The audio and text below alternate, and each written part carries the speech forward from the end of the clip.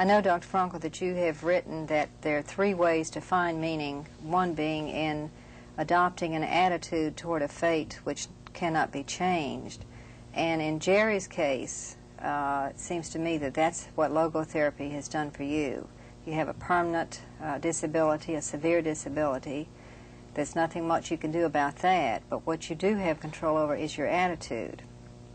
Could you tell us how logotherapy helped to shape your attitude? I think that it's important to remember my attitude adoption and the logotherapy that I employed initially was without any knowledge of logotherapy. I had not read any books and I had no acquaintance with it, but intuitively I modified my attitude toward the situation. In one particular line that Dr. Frankl quotes fairly often, I broke my neck, it didn't break me. I had a physical constraint that I had to deal with over which I could not change. I had no ability to suddenly walk again. However, I did have the ability to choose to live and at least attempt a meaningful life in spite of that physical disability. I think that substantiates your theory that within the human being is this innate searching for meaning, and it sounds like that's what you were doing, Jerry. And then when you read Dr. Frankl's work, it all fit together. This was exactly how you had been thinking.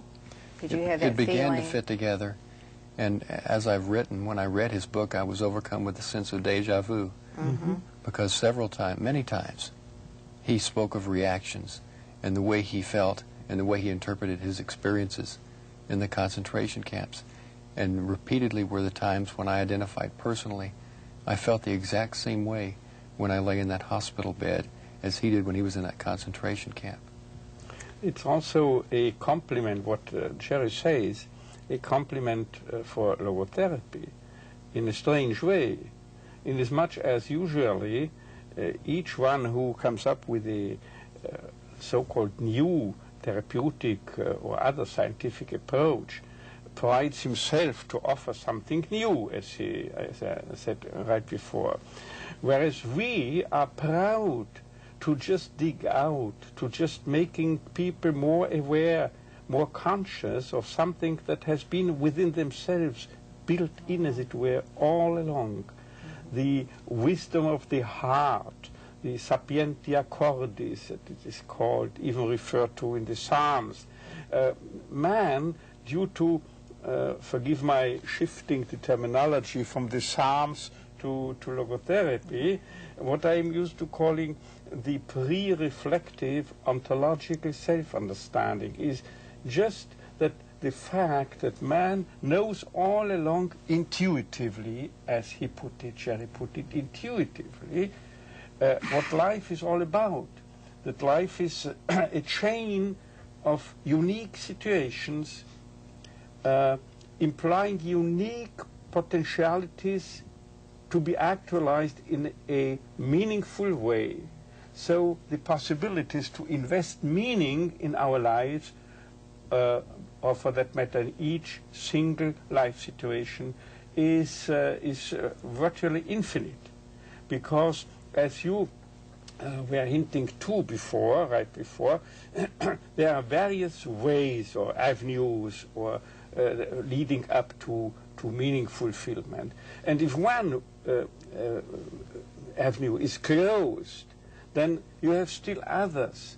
And it's up to the intuition of a really alert spirit as that of Jerry's to find out if I cannot do that, he said, physically. Yes. Over against mentally or spiritually or existentially for that matter.